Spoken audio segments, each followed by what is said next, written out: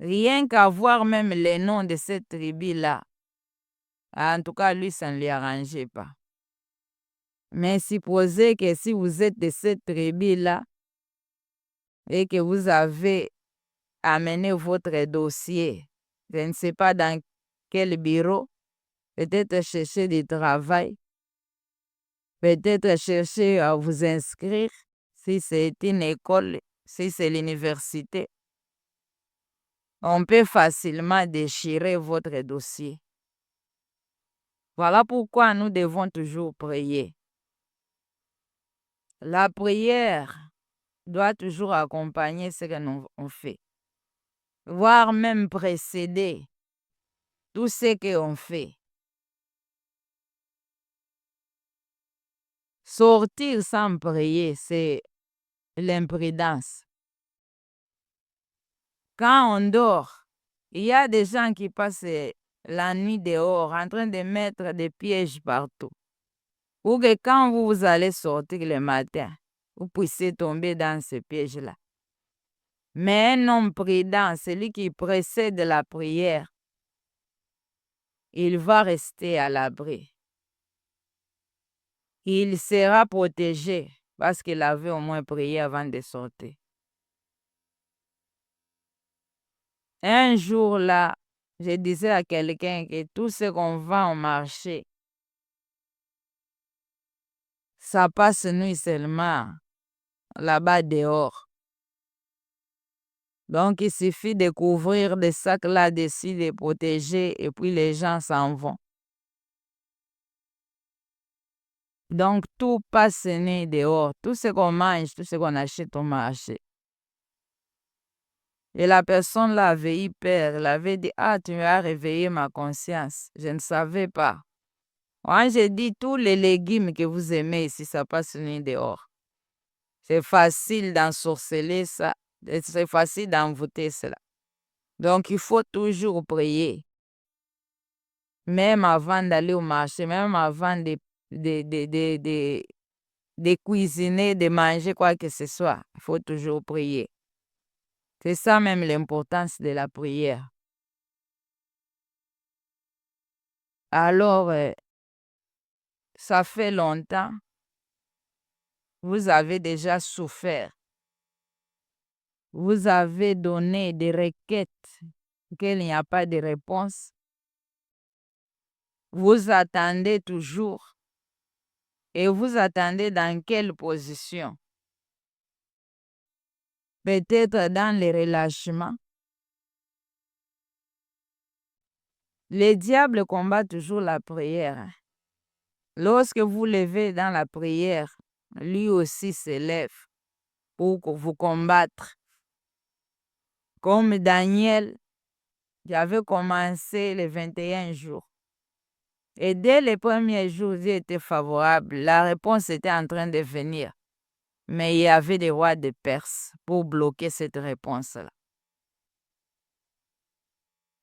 Alors, vous ne devez pas rester les mains croisées, tout en sachant qu'il y a une requête quelque part. Vous avez postulé quelque part. Peut-être vous êtes malade. Vous avez longtemps prié. Vous attendez la réponse. Mais continuez à prier. Persévérez dans la prière. La Bible nous dit que lorsque l'ascension de Jésus-Christ était faite, les apôtres devaient retourner à Jérusalem, à la montagne des Oliviers, dans la chambre haute. Mais là-bas, ils n'ont pas croisé les mains. Ils ont continué à persévérer dans la prière. Il arrive des fois qu'on soit dans une réunion de prière, dans une chambre haute, on prie, il y a les uns qui se relâchent, les autres qui continuent. Même quand on cherche la présence de Dieu, Dieu ne se manifeste pas facilement comme ça. Et Dieu n'est pas Dieu d'habitude. Peut-être hier, vous l'avez invoqué dans 5 minutes. Et il s'était manifesté. Il y a des jours vous pouvez l'invoquer pendant longtemps. C'est les gens qui sont persévérants qui vont voir sa gloire, qui vont voir son apparition. Les gens arrivent même à se taire, donc il n'y a plus de prière.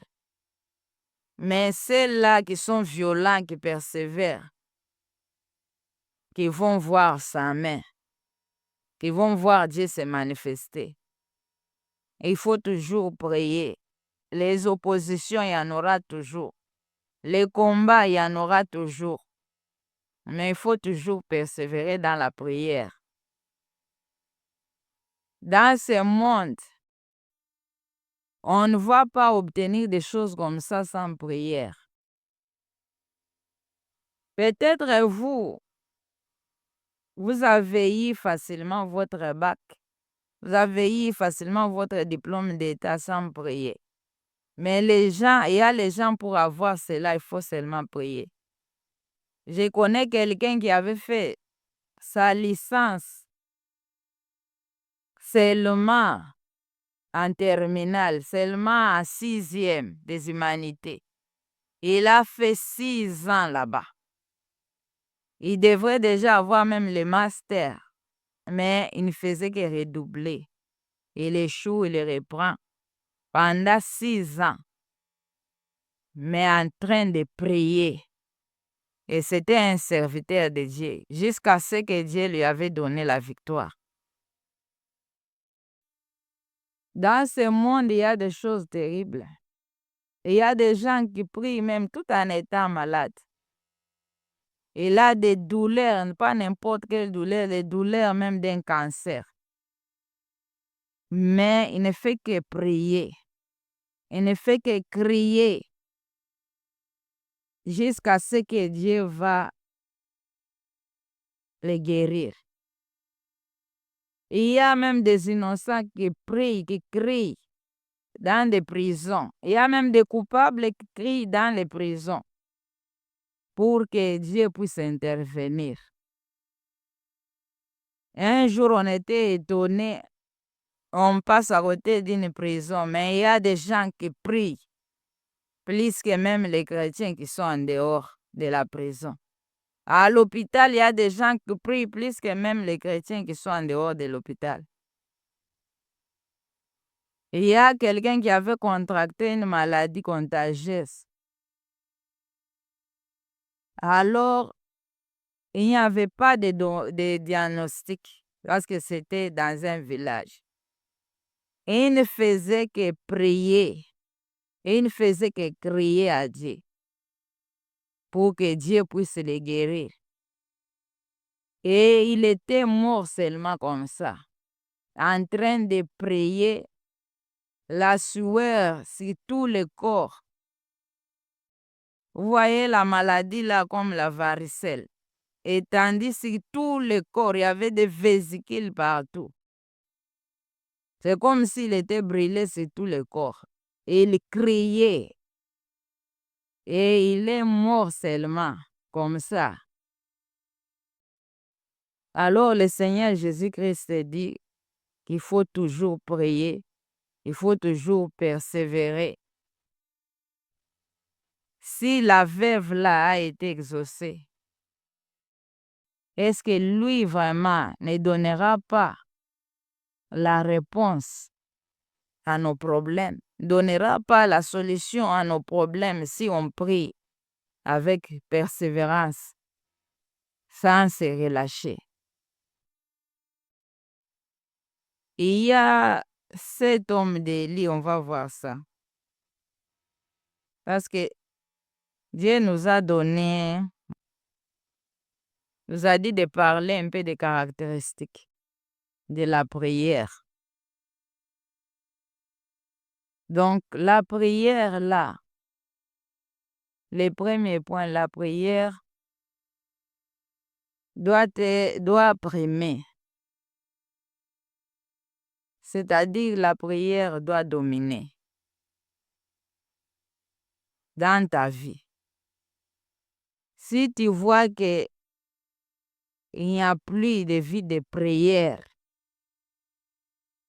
Tu peux manger sans prier. Tu peux dormir sans prier, sortir sans prier. Ça devient dangereux. Parce que lui, Jésus l'a dit, prier jour et nuit.